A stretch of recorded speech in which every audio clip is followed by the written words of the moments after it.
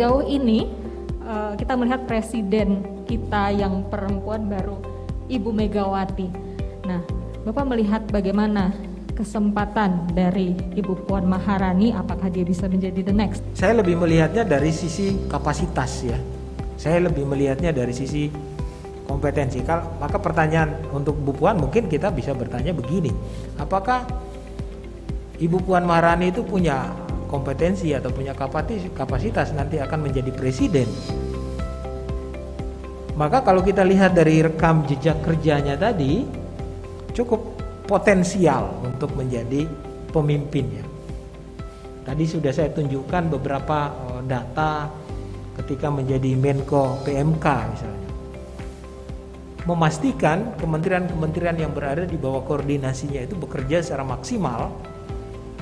Dan memang tugas seorang pemimpin adalah memastikan kementerian-kementerian itu untuk bekerja secara maksimal, melaksanakan program-program yang sudah ditetapkan bersama. Jadi apakah Ibu Puan punya kapasitas untuk itu? Leadership-nya punya kapasitas untuk itu. Dan saya kira satu hal yang menarik sebetulnya yang bisa kita lihat, terutama ketika menjadi ketua DPR ya. Seperti yang tadi sudah saya katakan, relatif lembaga DPR itu lebih stabil, lebih kondusif untuk kerja-kerja politik. Jadi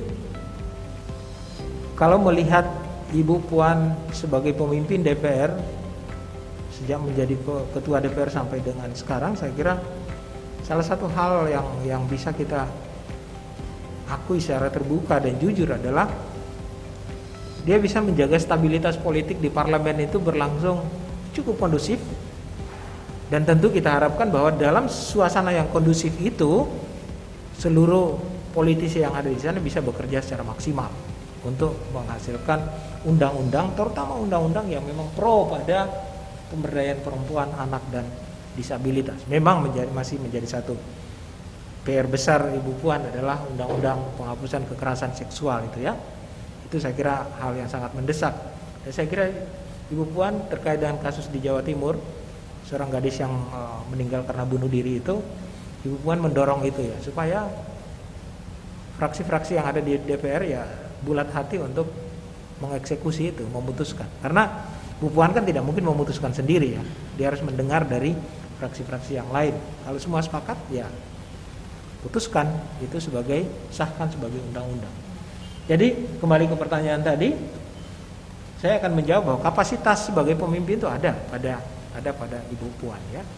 Itu bisa kita lihat dalam rekam jejaknya ketika menjadi Menko PMK dan juga sebagai ketua DPR saat ini.